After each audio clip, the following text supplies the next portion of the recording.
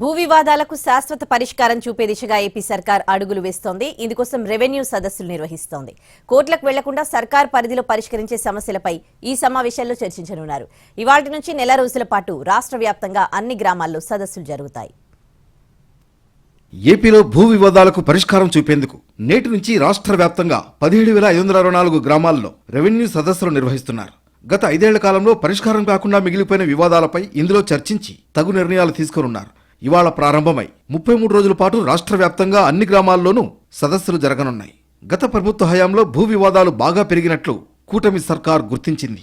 అలాగే లెక్కకు మిక్కిలిగా వస్తున్న ఫిర్యాదుల్ని కూడా దృష్టిలో పెట్టుకుని సీఎం చంద్రబాబు ఈ నిర్ణయం తీసుకున్నారు.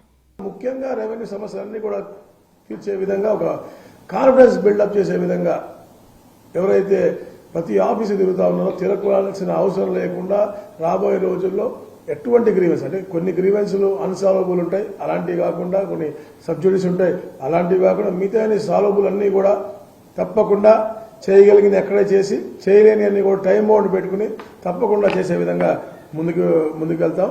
భూములకు సంబంధించిన అన్ని రకాల సమస్యలపై రెవెన్యూ సదస్సుల్లో ఫిర్యాదులు తీసుకుంటారు. వాటికి స్పాట్లోనే పరిష్కారం చూపనున్నారు. అలాగే సదస్సుల్లో ఆయా గ్రామాలకు సంబంధించిన రికార్డుల్ని ప్రదర్శిస్తారు. అసైన్డ్, ప్రీ హోల్డ్, లీజ్, కేటాయింపు భూముల వివరాలు కూడా ప్రకటిస్తారు.